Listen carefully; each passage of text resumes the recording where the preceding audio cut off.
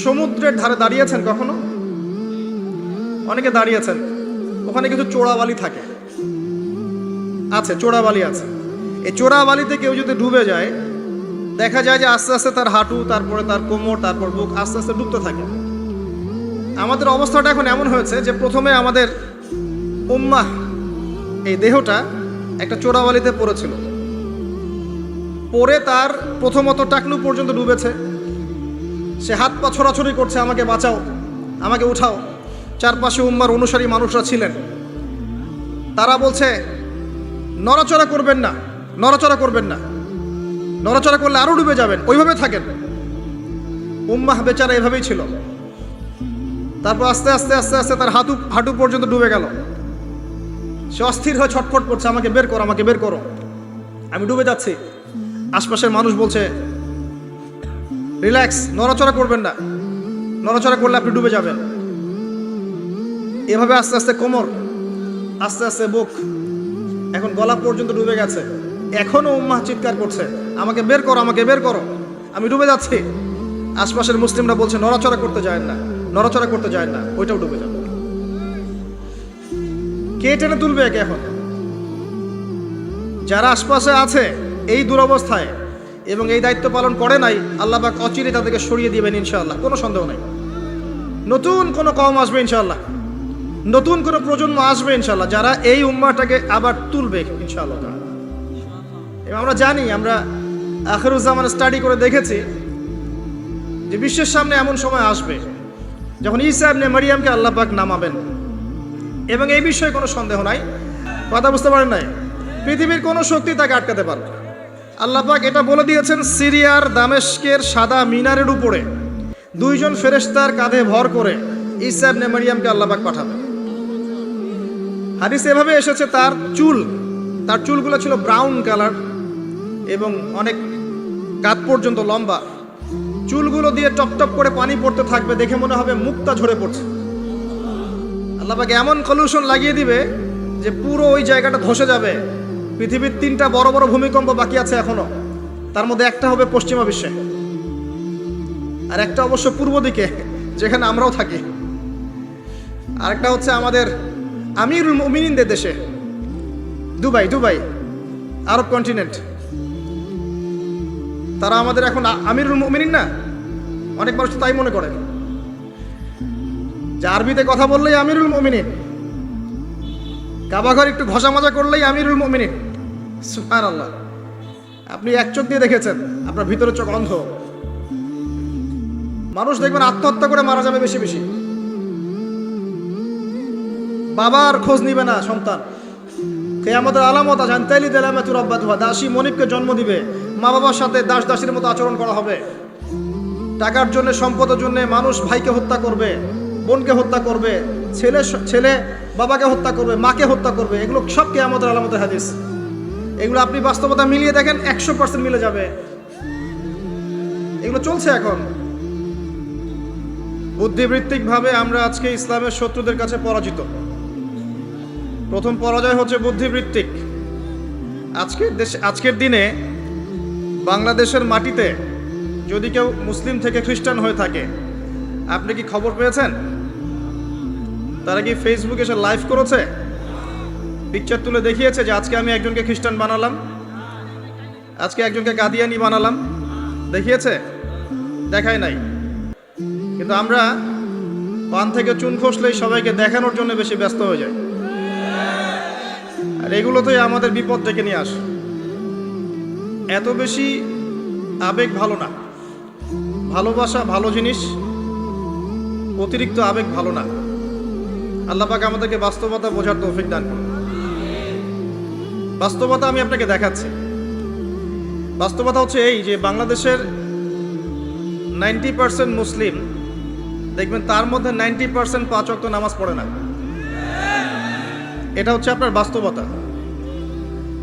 বাংলাদেশের যে কোনো মাহফিলে যাবেন, একটাই স্লোগান আমি শুনেছি, আল কোরআনের আলো ঘরে ঘরে জ্বালো। খুব সুন্দর কথা, কিন্তু আপনি খেয়াল করে দেখবেন ম্যাক্সিমাম পরিবারেই কোরআনের আলো জ্বালার মতো কোনো মানুষ নাই।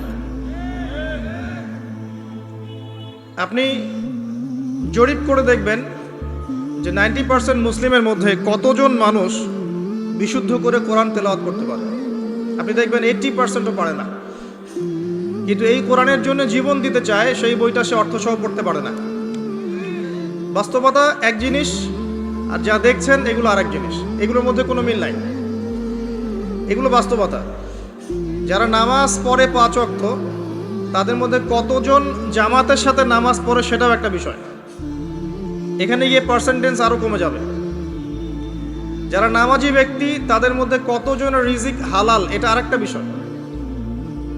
ঘরে ঘরে ঘুরে দেখবেন যে বেশিরভাগ মানুষের রিজিক হারাম, বেশিরভাগই। আমরাও কীরকম করে? এই যে ধরেন আপনি একটা মাদ্রাসা শিক্ষকতা করছেন, মাদ্রাসার একটা দায়িত্ব আছে আপনার। আপনি ধরে নিয়েছেন যে এই রিজিকটা আপনার হালাল, কিন্তু মাদ্রাসার দায়িত্ব পালন করতে গিয়ে যদি আপনি দায়িত্ব অবহেলা করেন, আপনার রিজিকটা হারাম। আপনি একজন মসজিদের ইমাম, মনে করছেন আল্লাহ আমাকে খুব পবিত্র রিজিক দিয়েছেন, মাশাআল্লাহ। আপনি যদি আপনার দায়িত্ব অবহেলা করেন, এই রিজিকটাও হারাম। আর নর্মালি তো আমরা সবাই সুদ খাচ্ছি, ঘুষ খাচ্ছি, দুর্নীতি করছি, মানুষের সম্পদ আত্মসাৎ করছি। এগুলো তো আমাদের সহজাত প্রবৃত্তি হয়ে গেছে। কোনো কোনো ক্ষেত্রে দেখা যায় উপর থেকে একটা হাতি আসে, উপর থেকে একটা হাতি আসতে আস্তে আস্তে আস্তে একটা মাছি হয়ে যায়। মাঝখানে হাতির ডালপালা, হাত পা টেনে হিঁচড়ে খাওয়া শেষ। এই সমস্ত রিজিক হারাম, ম্যাক্সিমাম রিজিক হারাম আমাদের। বাস্তবতা অনেক কঠিন। বাস্তবতায় গিয়ে দেখেন যে কতজন মানুষ যাকাত আদায় করে। নামাজি ব্যক্তিদের মধ্যে যারা ইসলাম বোঝে, তাদের মধ্যে কতজন যাকাত দেয়। এটা আরেকটা মহামারী চলছে, যাকাত না দেওয়ার মহামারী। শুধু যদি যাকাতটা দিতেন ঠিক মতো, নিসাব পরিমাণ সম্পদ হয়ে গেছে, মালের যাকাত দিচ্ছেন, বাংলাদেশকে বহির্বিশ্বের কাছ থেকে ঋণ নিতে হতো না, একটা মানুষও না খেয়ে মারা যেত না। যাকাত আমরা দেই না, এখানে অমুসলিমদের কোনো ভূমিকা নাই, আমরাই যাকাত দেই না। বাংলাদেশে এমনও ব্যক্তি আছে যাদের যাকাত কালেক্ট করলে একজনের যাকাত থেকে 100টা পরিবার চলবে। এটা কালেক্ট করার কোনো সিস্টেম নাই, এবং সেই ইচ্ছাকৃতভাবে দিচ্ছে না, আমরাই দিচ্ছি না। আপনি সমাজে ঘুরে দেখবেন কতগুলো পরিবার আছে যেগুলোর মধ্যে পর্দার বিধান কায়েম আছে। বাস্তবতা খুব কঠিন। আর যা দেখছেন আইওয়াশ, শোডাউন, এগুলো দিয়ে ইসলামের বিজয় কখনো হবে না। যত বেশি আইওয়াশ করবেন, শোডাউন করবেন, বাড়াবাড়ি করবেন, তত ইসলামের নূর, বরকত, আল্লাহর রহমত, নুসরা সব উঠে যাবে। আর ইসলামিক ব্যক্তিত্বদেরকে নিয়ে তো মোটেই করা উচিত নয়। কারণ রিয়া বা অহংকার বলে একটা কথা আছে, যার কলবের মধ্যে যাররা পরিমাণ অহংকার থাকবে, এই ব্যক্তি জান্নাতে যাবে না। অহংকার মুক্ত থাকতে চায় আলেম ওলামা শ্রেণীর মানুষ, কিন্তু তাদেরকে নিয়ে মানুষের অতিরিক্ত বাড়াবাড়ির কারণে মনের মধ্যে অনেক সময় রিয়া, অহংকার চলে আসতে পারে। এর ফলে সেই ব্যক্তিও জাহান্নামের খোরাক হচ্ছে, বলে নাউজুবিল্লাহ। সূক্ষ্মতা আমি আপনাকে বোঝাচ্ছি। রাসূলুল্লাহ সাল্লাল্লাহু আলাইহি ওয়াসাল্লাম বলেছেন, অন্ধকার রাতে কালো পাথরের উপরে কালো পিঁপড়া হেঁটে গেলে যেমন টের পাওয়া যায় না, আমি আবার বলছি, অন্ধকার রাতে কালো পাথরের উপরে কালো পিঁপড়া হেঁটে গেলে যেমন দেখা যায় না, এভাবেই মনের মধ্যে অহংকার, রিয়া চলে আসতে পারে। যদি আসে, আমার জন্য জান্নাত হারাম, নাউজুবিল্লাহ। তো প্রিয় ভাইরা, আল্লাহর ওয়াস্তে আইওয়াশ করবেন না, শোডাউন করতে যাবেন না। দ্বীন ইসলামের বেসিক জিনিসগুলো নিয়ে কাজ করেন। আমি আপনাকে বেসিক জিনিস বোঝাচ্ছি। বেসিক হচ্ছে 5 ওয়াক্ত নামাজ। আমাদের মধ্যে কতজন মানুষ দৈনিক 5 ওয়াক্ত সালাত আদায় করি, এটা বুঝতে হবে। বেসিক হচ্ছে আপনার যাকাত প্রদান করা। ইসলামের বেসিক হচ্ছে আপনার পরিবারে পর্দা থাকবে। ইসলামের বেসিক আপনার পরিবারে তালিম হবে। প্রত্যেক পরিবার থেকে একটা করে মানুষ অন্ততপক্ষে কোরআনওয়ালা হবে। আলেম হবে বা হাফেজ হবে, এটা আমাদের দাবি ছিল। এগুলো বেসিক, যে মুসলিমরা হালাল খাবে, হারামে সম্পৃক্ত হবে না, সাধ্যমতো আল্লাহর দ্বীনের দাওয়াত দিবে মানুষকে, এগুলো বেসিক। এই বেসিকগুলো ঠিক আছে কিনা খেয়াল করে দেখেন। আমি আপনাকে গ্যারান্টি দিচ্ছি এই বেসিকগুলো আমাদের ঠিক নাই। এমন পরিবার খুঁজে পাবেন না যে পরিবারের মধ্যে অলমোস্ট 100% মানুষ 5 ওয়াক্ত নামাজ পড়ে। এখন এই যুগে খুঁজে পাওয়া দুষ্কর, ইল্লা মাশাআল্লাহ। এমন পরিবার আপনি খুঁজে পাবেন না যেখানে দেখবেন প্রত্যেক সদস্য কোরআন তেলাওয়াত করতে পারে, ইল্লা মাশাআল্লাহ, বা কোরআনের হাফেজ বা আলেম হয়েছে, খুব কম। এমন পরিবার এখন খুঁজে পাওয়া দুষ্কর যেখানে প্রত্যেকটা রিজিক হালাল, পরিবারের মধ্যে কোনো অপসংস্কৃতি নাই, পরিবারের মধ্যে ফ্রি মিক্সিং নাই, সুদ নাই, হারাম টাকা আসছে না, বেপরদামি নাই, পরিবারের ছেলেমেয়েরা আল্লাহর ওয়াস্তে আল্লাহর লাইনে পড়াশোনা করছে, দ্বীনের খেদমত করার চেষ্টা করছে, এমন পরিবার খুব রেয়ার। যখন বেসিক ঠিক থাকবে না তখন বড় বড় স্বপ্ন দেখে আসলে কোনো লাভ নাই। একটা বিল্ডিং নির্মাণ করতে চান, তার বেস যদি ঠিক না থাকে তাহলে আপনি 10-20 তলার স্বপ্ন দেখে আসলে কোনো ফায়দা নাই। এর পরেও আছে যারা দ্বীনের রিপ্রেজেন্টেটিভ, তাদের মধ্যে আপনি দেখবেন ভিতরে দ্বীন নাই। বাইরে যদিও মনে হয় যে দ্বীন দিয়ে ভর্তি, ভিতরে আসলে দ্বীনের কোনো বালাই নাই, ইল্লা মাশাআল্লাহ। আবার আপনি দেখবেন যারা ধর্মতাত্ত্বিক ক্ষেত্রে জাতিকে দিক নির্দেশনা দিবে, এরাই শতদা বিভক্ত 1000টা দলে, এবং প্রত্যেকেই বলছে যে আমি হক, বাকি সবাই বাতিল। সিচুয়েশন খুব ক্রিটিক্যাল। এর উপরে আবার আছে সামাজিক অবক্ষয়, এর উপরে আবার আছে রাজনৈতিক সমস্যা, তার উপরে আবার আছে বৈশ্বিক ওয়ার্ল্ড অ্যাফেয়ার্সের প্রবলেম এবং ইকোনমিক স্যাংশন, অর্থনৈতিক দাসত্ব। সব মিলে বিশ্বের অবস্থা ভালো না। এখানে তৃপ্তির ঢেকুর তোলার কোনো সুযোগ নাই যে সব কিছু সুন্দরভাবে চলছে, আসলে তা নয়। এখন প্রথমত দৃষ্টিভঙ্গির কথা বলবো। দৃষ্টিভঙ্গি পরিবর্তন না করতে পারলে সমস্যা আছে। বাস্তবিক হন, প্র্যাকটিক্যালে মুসলিমদের অবস্থা আসলে ভালো না। এবং পুরো বিষয়ের রিয়েলিটি বুঝতে হলে আপনাকে খিদির আলাইহিস সালাম হতে হবে। এই ব্যক্তি আবার কে? খিদির আলাইহিস সালামকে পাবেন কোথায়? কোথায় আছে? সূরা কাহফে আছে। নবী মুসা আলাইহিস সালাম প্রশ্ন করছেন, নৌকাটা কেন ফুটা করলেন? নবী মুসা আলাইহিস সালাম প্রশ্ন করছেন, এই বাচ্চাটাকে কেন হত্যা করলেন? নবী মুসা আলাইহিস সালাম প্রশ্ন করছেন, দেয়ালটা কেন নির্মাণ করলেন? মুসা আলাইহিস সালাম বাইরের চোখ দিয়ে দেখছেন, তিনি ভিতরের কথা বুঝতে পারছেন না। কিন্তু খিদির আলাইহিস সালাম আল্লাহর নূর দিয়ে দেখছেন, তাই তিনি দূরদর্শিতার সাথে দেখতে পাচ্ছেন প্রতিটা ঘটনার পিছনের কারণ কি। যদি নৌকা ফুটা না করতেন তাহলে জলদস্যু নিয়ে যেত। যদি বাচ্চাটাকে হত্যা না করতেন, এই বাচ্চা বড় হয়ে অনেক বড় কাফের হতো।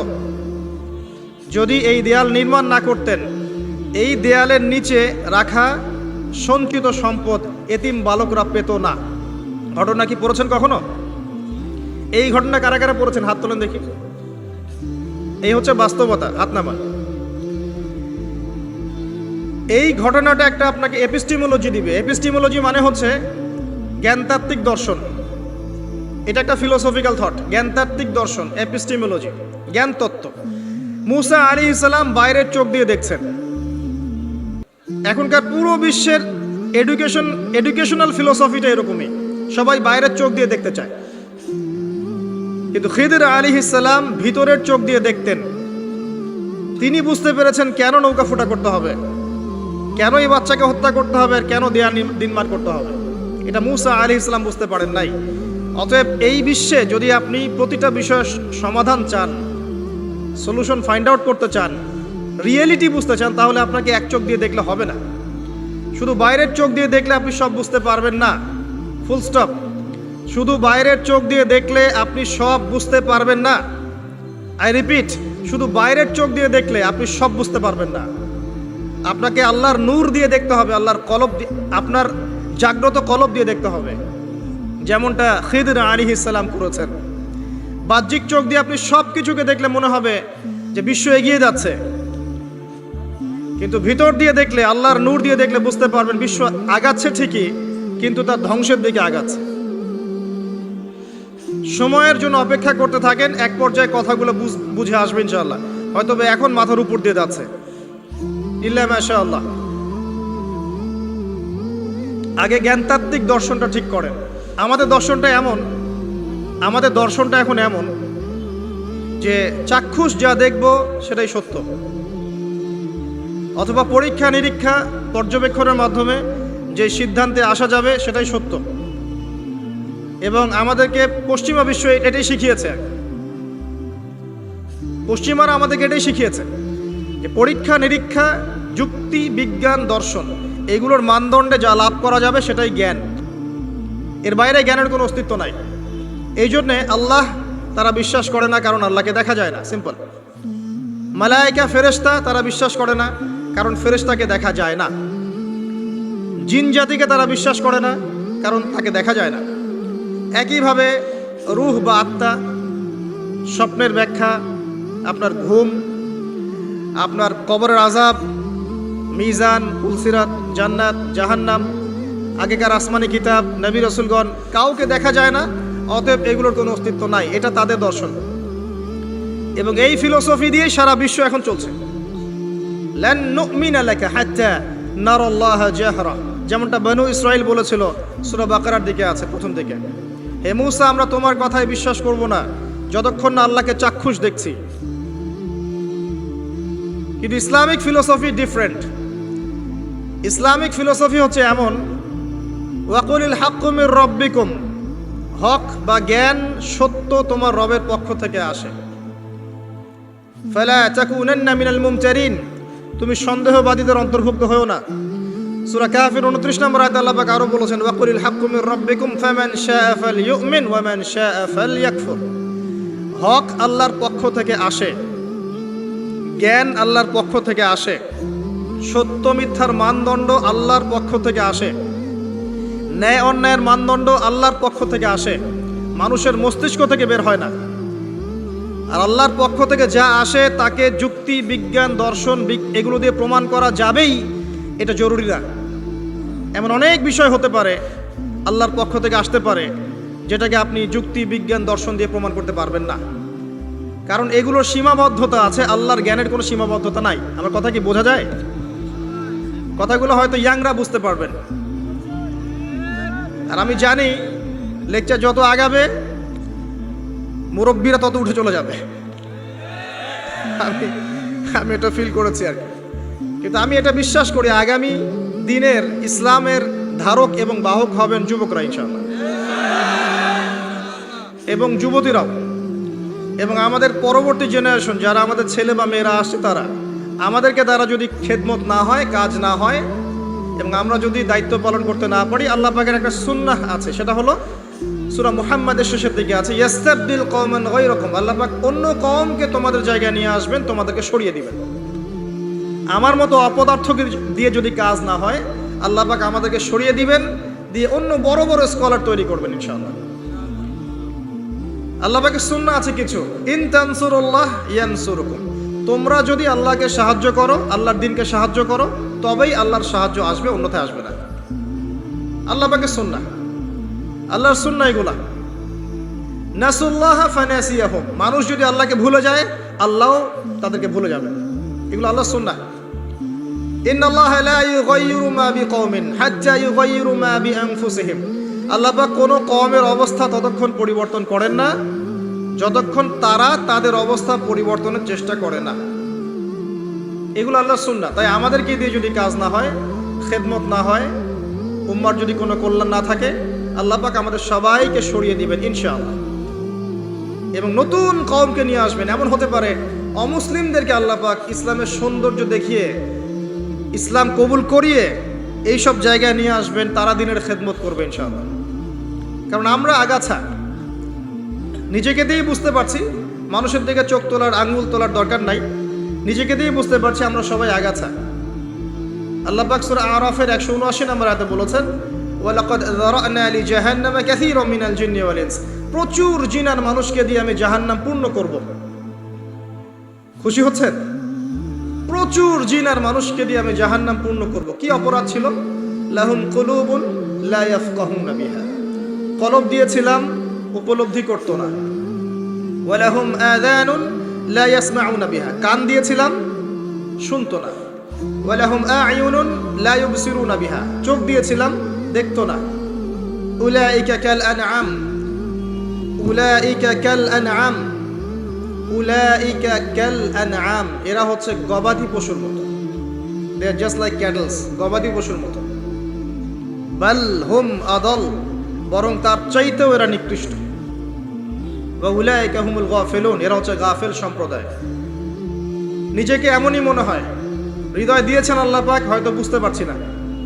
আল্লাহ পাক কান দিয়েছেন, শুনি না। চোখ দিয়েছেন আল্লাহ পাক, দেখি না। কোন চোখ? বাইরের চোখ তো আবু জেহেলেরও ছিল না? তা আবু জেহেল দেখতে পারলো না কেন? সত্য কোনটা? তার কোন চোখ অন্ধ ছিল? হৃদয়ের চোখ। আলী রাদিয়াল্লাহু আনহু আর আবু জেহেল, দুইজনকে আপনি চোখের ডাক্তারের কাছে পাঠান, চোখ টেস্ট করান, দেখবেন দুজনের বাইরের চোখ মাশাআল্লাহ 6 পারফেক্ট চোখ। এখন আবু জেহেলের কোন চোখটা অন্ধ, যে কারণে সে আলী রাদিয়াল্লাহু আনহুর মতো সত্যকে চিনতে পারলো না? উত্তর দেন। হৃদয়ের চোখ। আল্লাহ পাক এই চোখের কথা বলেছেন, ওয়ালাহুম আ'য়ুনুন লা ইউবসিরুনা বিহা, চোখ দিয়েছিলাম দেখে নাই। তারা গবাদি পশুর মতো, বরং তার চাইতেও নিকৃষ্ট। 5 বার আজানের ডাক হচ্ছে হাইয়া আলাস সালাহ, এক ওয়াক্ত নামাজ জামাতের সাথে পড়বে না, আপনি কি একে গবাদি পশুর চেয়ে বেশি মনে করেন? নিসাব পরিমাণ সম্পদ হচ্ছে বছরের পর বছর, একদিনও যাকাত দেয় নাই, আপনি কি তাকে পশুর চেয়ে বেশি মনে করেন? সুযোগ পেলেই সুদ খাবে, ঘুষ খাবে, দুর্নীতি করবে, জিনা করবে, ব্যভিচার করবে, আপনি কি তাকে মনে করেন সে পশুর চেয়ে বেটার? ছেলেদের পোশাক পরে রাস্তাঘাটে ঘুরছে, আপনি কি মনে করছেন পশুর চেয়ে বেটার? জুয়া, ক্যাসিনো, মাদকের মধ্যে ডুবে আছে টিকটক প্রজন্ম, টিকটক প্যারালাইজড প্রজন্ম, অপদার্থ, জানোয়ারের মতো এবং একই সাথে বুদ্ধিবৃত্তিকভাবে প্রতিবন্ধী। এই প্রজন্মকে দিয়ে আপনি আশা করছেন ইসলামের পতাকা নিয়ে তারা সামনে যাবে? এরা কি জন্তু জানোয়ার চেয়ে বেটার? জীবনের কোনো উদ্দেশ্যও নাই। এই যে বাবা মা পড়াশোনা করাচ্ছে, টাকা খরচ করছে লক্ষ লক্ষ কোটি কোটি টাকা, ওর জীবনে কোনো উদ্দেশ্যই নেই। 20 বছর 25 বছর পড়াশোনা করার পরে 25টা কোরআনের আয়াত সে বলতে পারে না। এটা তো অনেক দূরের কথা, ইভেন ওযুর ফরজ কয়টা তাও বলতে পারবে না। কি আশা করছেন? ধর্মতাত্ত্বিকভাবে আমরা যারা আছি দেখবেন সত্য লিপিবদ্ধ আছে কোরআন এবং হাদিসে, তারপরেও স্বীকার করবে না। সে নিজেই হক, বাকি সব বাতিল। উম্মাকে টুকরা টুকরা করতে করতে এখন 73,000 দলে ভাগ করে ফেলেছে। একটা ব্যক্তি যখন হেদায়েত প্রাপ্ত হয়ে ইসলামের দিকে আসতে চাইবে, সে কনফিউজড, আমি যাব কোথায়? সবাই তো আমাকে ডাকছে হ্যামিলনের বাসিওয়ালার মতো, আসো আমার কাছে, আসো তোমার জান্নাত দরকার, আমার কাছে আসো, জান্নাতের সার্টিফিকেট নিয়ে যাও, জান্নাতের লিজ লাগলে নিয়ে যাও। অ্যাটিটিউড এরকম। আল্লাহ পাক এমনি বলেন নাই উলাইকা কাল আনআম, এরা গবাদি পশুর মতো, বাল হুম আদল, বরং তার চাইতেও নিকৃষ্ট। আল্লাহর সুন্নাহ বলছিলাম, যদি আমাদের অ্যাটিটিউড এমন হয়, আল্লাহ পাক আমাদেরকে সরিয়ে দিবেন। আল্লাহ পাকের কিচ্ছু যায় আসে না। এর বাইরে ম্যাক্সিমাম মানুষকে দেখবেন বস্তুবাদী, শুধু পেটের চিন্তা। একটা বাড়ি, একটা গাড়ি, একটা জমি জমা, একটা চাকরি, একটা স্ট্যাটাস, আমি 3 বেলা কিভাবে খাবো, আমার পরিবার কিভাবে সিকিউর থাকবে, দ্যাটস অল। এটাই আমার লাইফের উদ্দেশ্য। কি দাড়িওয়ালার কি দাড়ি ছাড়া, সবারই।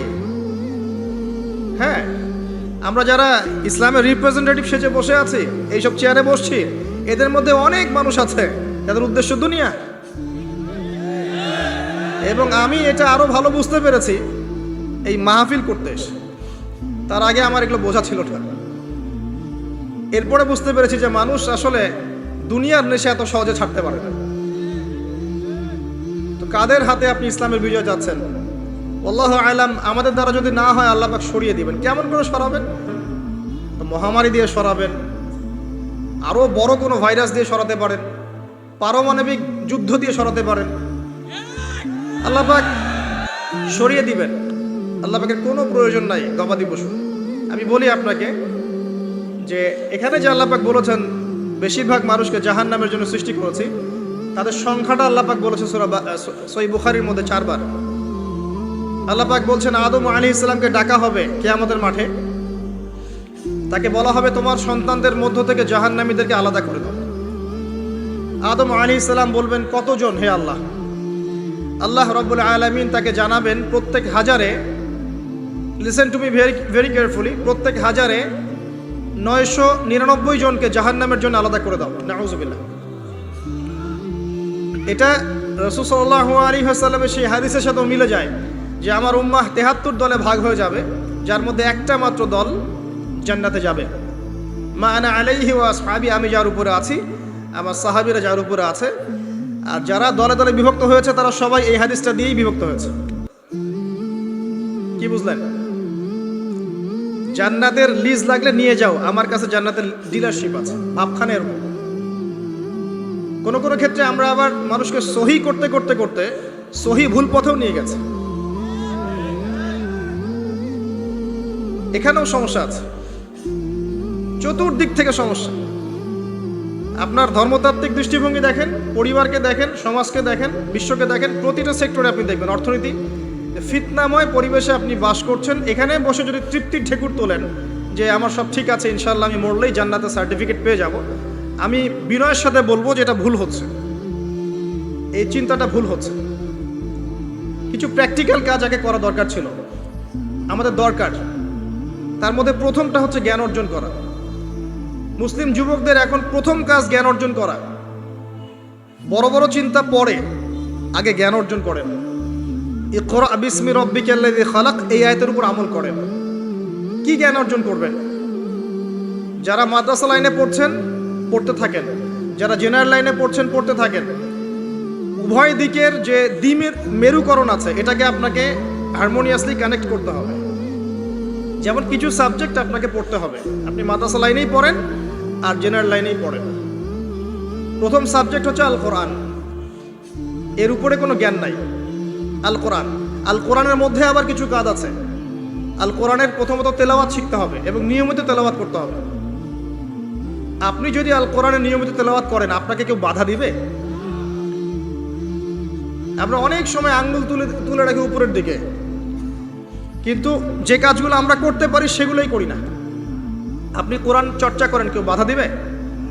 প্রথম সাবজেক্ট আপনার কোরআন, এর তিলাওয়াত। এরপরে হচ্ছে অ্যারাবিক ল্যাঙ্গুয়েজ। অ্যারাবিক ল্যাঙ্গুয়েজের মধ্যে নাহু সরফ শিখতে হবে। মাদ্রাসার যে ক্লাসিক্যাল বইগুলো আছে সরফের এবং নাহুর, এসো আরবি শিখি, আবু তাহের মেজবা শাইখের যে কোর্সগুলো আছে, বরেন ওলামায়ে কেরাম যারা আছেন কওমি মাদ্রাসার এবং যারা অ্যারাবিক সেকশনে খেদমত করছেন, এদের কাছে গিয়ে পড়ে থাকেন, পড়ে থেকে অ্যারাবিকটা শেখেন। অ্যারাবিক শিখলে আপনি কোরআনের অর্থটা বুঝতে পারবেন। আর কোরআনের অর্থ না বুঝলে আল্লাহর নূর আপনার কলবে আসবে না। কোরআনের অর্থ না বুঝলে আল্লাহর নূর কোশ্চিন কালেও আসবে না, আপনি খিদির হতে পারবেন না। এবং এই কোরআন কোনো সাম্প্রদায়িক বই নয়, এটা সবার জন্যে। এই কোরআন সবার জন্যে, পুরো মানব জাতির জন্যই, শুধু আমাদের মুসলিমদের অথরিটি না, এটা আমাদের পৈতৃক সম্পত্তি নয়, এটা পুরো মানব জাতির জন্য। এবং কোরআনের সাথে আপনাকে তাফসিরগুলো পড়তে হবে। আপনার কাছে যে তাফসিরটা ভালো মনে হয়, হোক সেটা জালালাইন অথবা মারিফুল কোরআন অথবা ইবনে কাসির, যেটা আপনার কাছে বেস্ট মনে হয় সেটাই পড়েন। আমি এখানে সংকীর্ণ মানসিকতা আর মানহাজ মাযহাবের এই যে বিভক্তি, এগুলো থেকে আপনাদেরকে ঊর্ধ্বে চিন্তা করতে বলছি। এগুলো ঊর্ধ্বে ওঠেন, আপনি পরিপূর্ণ জ্ঞান পাবেন ইনশাআল্লাহ। একটা সম্প্রদায়ের সাথে কানেক্টেড হয়ে থাকলে বাকিদের কাছ থেকে আর জ্ঞান পাবেন না, ফুল স্টপ। আপনি একটা সম্প্রদায়ভুক্ত হয়ে গেলে আপনি বাকিদের থেকে আর জ্ঞান পাবেন না। আপনার কাছে মনে হবে এটাই চূড়ান্ত হক, এর বাইরে কোনো হক নাই। কিন্তু আপনি যদি নিশ্চয়ই বিমানে চড়েছেন কখনো, যদি আপনি ফ্লাই করে থাকেন উপর থেকে জমিনটাকে দেখতে যেমন লাগে, আপনি আকাশে আছেন, এখন জমিনটাকে দেখেন কেমন লাগে। আপনাকে ওই জায়গা থেকে চিন্তা করতে হবে। আপনি সবার উপরে ওঠেন, বাহির থেকে সব কিছুকে দেখেন, তাহলে আপনি বুঝতে পারবেন কার মধ্যে কি আছে। কোন একটা ঢুকে গেলে আর বুঝতে পারবেন না এখানে কি সমস্যা আছে, আপনার চোখের সামনে পর্দা পড়ে যাবে। কথা কি বুঝতে পারেন? আল্লাহ বোঝার তৌফিক দান করুন।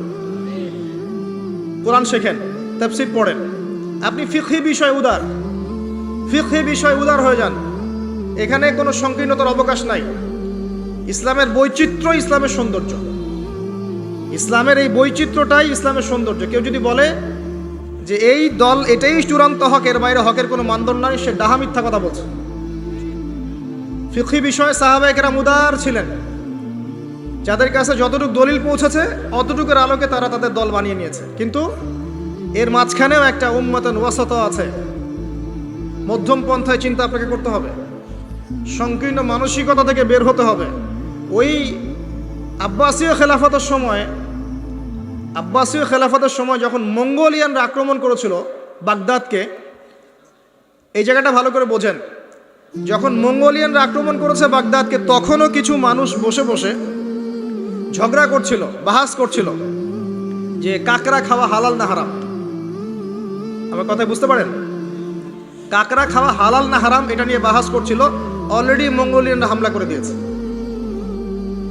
পুরো বৈশ্বিক প্রেক্ষাপটে আমরা এখন সেটাই করছি। পুরো বিশ্বের প্রেক্ষাপটে মুসলিমদের যে অবস্থা, এখন আমরা অভ্যন্তরীণভাবে এটাই করছি। কে হাত কোথায় বাঁধবেন, কে কোথায় পায়ে পা লাগাবেন কি লাগাবেন না, আস্তে আমিন বলবেন না জোরে বলবেন, তারাবির নামাজ সামনে তো আরেকটা বাহাস আসবে, 20 পড়বেন না 8 পড়বেন, ঈদের নামাজ কত তাকবীরে পড়বেন ইত্যাদি। যে মাসআলাগুলোকে নিয়ে সাহাবায়ে কেরামের যুগ থেকে শুরু করে ইখতিলাফ চলে আসছে, এইগুলো নিয়ে আমরা কিয়ামত পর্যন্ত ইখতিলাফ করতেই থাকবো। বলেন ঠিক, তাই না? এটাই করছি আমরা। এবং সারা বিশ্বের প্রেক্ষাপটে আমাদেরকে আজকে চতুর্দিক থেকে গলার মধ্যে রশি পেঁচিয়ে টান দেয়া হয়ে গেছে, খালি ফাঁসির কাজটা ঝোলা বাকি এখন। উদাহরণটা এভাবে দিতে পারি আমি, যারা বোঝার তারা বুঝবেন ইনশাআল্লাহ। সমুদ্রের ধারে দাঁড়িয়েছেন কখনো? অনেকে দাঁড়িয়েছেন, ওখানে কিছু চোরাবালি থাকে, আছে চোরাবালি আছে। এই চোরাবালিতে কেউ যদি ডুবে যায়, দেখা যায় যে আস্তে আস্তে তার হাঁটু, তারপরে তার কোমর, তারপর বুক আস্তে আস্তে ডুবতে থাকে। আমাদের অবস্থাটা এখন এমন হয়েছে যে প্রথমে আমাদের উম্মাহ, এই দেহটা একটা চোরাবালিতে পড়েছিল, পরে তার প্রথমত টাকনু পর্যন্ত ডুবেছে। সে হাত পা ছোড়াছড়ি করছে, আমাকে বাঁচাও, আমাকে উঠাও। চারপাশে উম্মার অনুসারী মানুষরা ছিলেন, তারা বলছে নড়াচড়া করবেন না, নড়াচড়া করবেন না, নড়াচড়া করলে আরো ডুবে যাবেন, ওইভাবে থাকেন। উম্মাহ বেচারা এভাবেই ছিল। তারপর আস্তে আস্তে আস্তে আস্তে তার হাঁটু পর্যন্ত ডুবে গেল। সে অস্থির হয়ে ছটফট করছে, আমাকে বের করো, আমাকে বের করো, আমি ডুবে যাচ্ছি। আশপাশের মানুষ বলছে রিল্যাক্স, নড়াচড়া করবেন না, নড়াচড়া করলে আপনি ডুবে যাবেন। এভাবে আস্তে আস্তে কোমর, আস্তে আস্তে বুক, এখন গলা পর্যন্ত ডুবে গেছে।